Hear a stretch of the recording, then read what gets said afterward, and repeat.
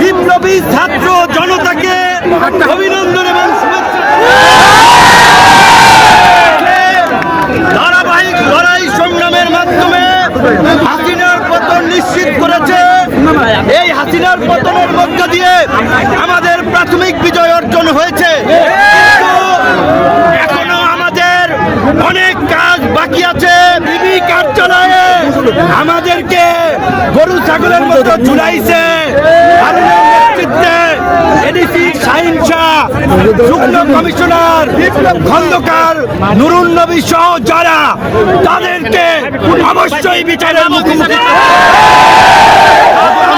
এইখানে যেন কোন সামরিক শাসন কিংবা কোন ভারত নিয়ন্ত্রিত সরকার প্রতিষ্ঠা না হয়,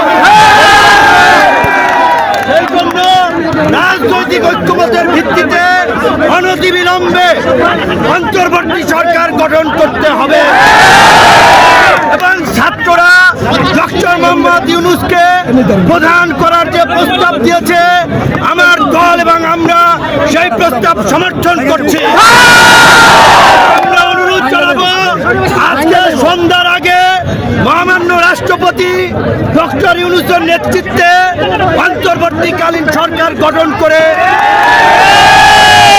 তারা সংখ্যালঘুদেরকে নিরাপত্তা দিবেন। সংখ্যালঘু ভাই বোনদেরকে বলবো, এই বাংলাদেশ আপনার আমার আমাদের সকলের, এই দেশই আপনাদের নিরাপদ আশ্রয়স্থল।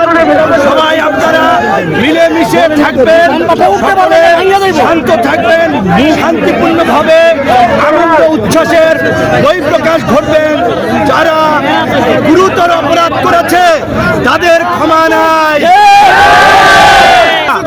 আমি বলেছিলাম, লজ্জায় তারা বলেন নাই। জামাতের সেক্রেটারি জেনারেল থেকে শুরু করে ফুটপরান আমিনুল ভাই, নীরব ভাই, বিএনপি জামাত বিরোধী দলের নেতৃবৃন্দকে গরু ছাগলের মতো পিটাইছে। প্রশাসনের মধ্যে এই দুর্বৃত্তদেরকে চিহ্নিত করে অবশ্যই চাকরিচ্যুত করে জেলে ভর্তি হবে।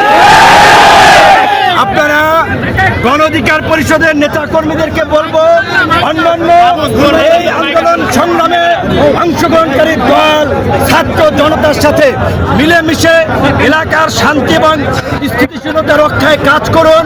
দুর্বৃত্তরা, দুষ্কৃতকারীরা যেন কোনো অঘটন না ঘটায়, আপনারা সেই বিষয়ে সতর্ক থাকবেন। আমি আমাদের রাজনৈতিক কার্যালয় পল্টনে গিয়ে আপনাদের সাথে শান্তিপূর্ণভাবে দেখা সাক্ষাৎ করে বাসায় যাব।